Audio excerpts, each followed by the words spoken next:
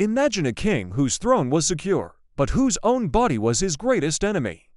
A monarch haunted by shame, obsessed with betrayal, and consumed by paranoia. This is the tragic story of Ferdinand VII of Spain, the king whose private torment became a national catastrophe. Spain in the early 19th century was already a kingdom in decline. Corruption, weak leadership, and external threats threatened the stability of the empire. Yet under Ferdinand, it descended into something far more personal and insidious. Because behind the palace walls, Spain's most powerful man was hiding a secret so humiliating, so grotesque, that it warped not just his marriages, but his entire reign. Ferdinand's body was a prison.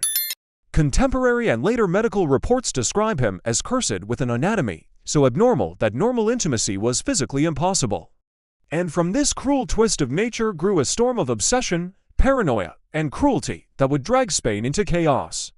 Ferdinand's childhood was steeped in secrecy and fear. He was isolated from those who might witness his condition, and any hint of his physical anomaly was met with punishment.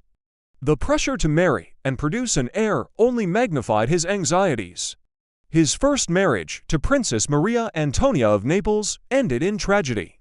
The bride, young and sheltered, was ill-prepared for the harsh realities of Ferdinand's condition. Contemporary accounts describe her terror and psychological collapse as she faced intimate encounters with the king, assisted by medical devices and elaborate, humiliating aids. She died at the age of 21, broken physically and mentally, her death attributed officially to a delicate constitution, but in reality, 2 years of trauma and despair. The second wife, Maria Isabel of Portugal, fared no better. Married in 1816, she was subjected to the same medically supervised encounters, ritualized and clinical, where fear and pain replaced affection. Her eventual death left Ferdinand unbroken, but increasingly paranoid and cruel, shaping the man who would dominate the Spanish court for decades. It wasn't until Ferdinand's fourth marriage to Maria Cristina of Naples that Spain saw a legitimate heir, Isabella II, but even this miracle came with unbearable psychological costs. Ferdinand knew the child could not be his, the result of his impossible anatomy. Yet Isabella represented both the continuation of his dynasty and a living proof of his failure. Ferdinand obsessed over every detail, the shape of her nose, the color of her eyes, even the angle of her smile. Portraits were commissioned repeatedly, examined, and compared to his own features and the possible fathers of Maria Cristina's child. Every resemblance, or lack thereof, became a torment, an endless reminder of his personal inadequacy. Ferdinand's private obsession soon consumed the entire Spanish court. Guards were rotated daily, ministers subjected to absurd loyalty tests, and ordinary gestures to compliment, a nod, a rearranged flower, were interpreted as conspiracies. The court became a suffocating theater of fear. Courtiers learned to speak in coded language, to move with extreme caution, and to constantly monitor one another.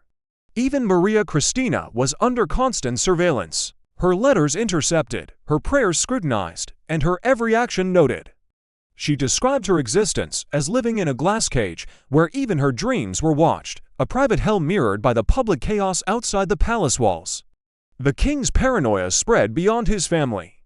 Foreign ambassadors reported erratic behavior, Spain's international credibility weakened, and independence movements in the Americas sensed a weak, unstable monarchy. Ferdinand's obsession with controlling every detail of court life drained the treasury. Fortunes were spent on secret passages, alarms, multiple guards, and elaborate food-tasting rituals to prevent imagined poisonings. Meanwhile, his health deteriorated under stress. Tremors, insomnia, digestive issues, and cognitive decline plagued him. He withdrew from governing, consumed instead by suspicion and surveillance. He saw conspiracies everywhere, in decorations, in compliments, in prayers, and projected his fears onto everyone around him, from his closest allies to servants performing mundane duties. Even familial relationships were casualties. Birthday celebrations became tense affairs where gifts and arrangements were scrutinized for hidden threats. Ferdinand's obsession with his daughter Isabella became all-consuming.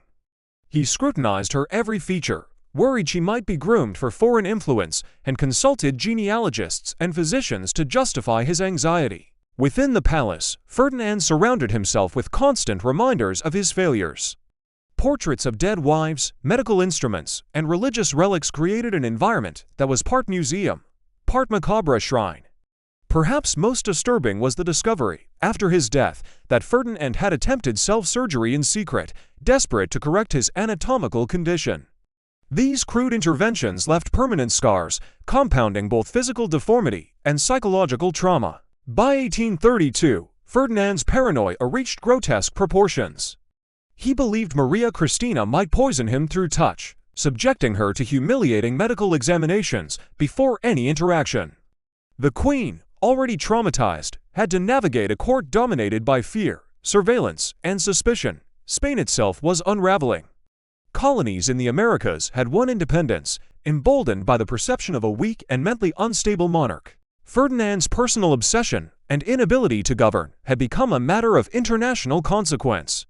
Some European powers even quietly supported regional movements within Spain, betting that a fragmented empire would be more manageable than a kingdom under Ferdinand's rule. In 1833, Ferdinand's body finally gave out. Officially, he died of gout. Privately, physicians noted it was exhaustion, the cumulative result of decades of physical, psychological, and emotional strain. The secret autopsy revealed the full extent of Ferdinand's torment. His anatomy was confirmed to be grotesquely deformed, incapable of normal function. Evidence of self-surgery revealed years of failed attempts to alter nature. Physicians documented his condition in secret, and the findings were sealed in the Vatican archives, one of history's most unusual state secrets. Ferdinand's death left Spain fractured. Isabella II inherited a kingdom plagued by civil unrest, economic collapse, and diplomatic humiliation. Ferdinand's personal obsessions had crippled the government, drained the treasury, and destabilized society.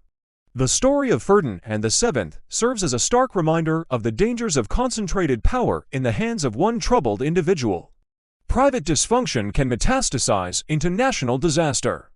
Personal shame, if left unchecked, can ripple outward, affecting millions. Ferdinand was both victim and perpetrator, a man broken by nature, but also by his own cruelty, paranoia, and obsession. His reign demonstrates that absolute power without wisdom can destroy not only a ruler, but an entire nation. Even in death, Ferdinand's anatomical legacy, preserved in secret, remains a chilling testament to the human cost of obsession. His private failure became a public catastrophe, shaping the fate of Spain for generations. Ferdinand VII achieved immortality, but not the kind he ever imagined.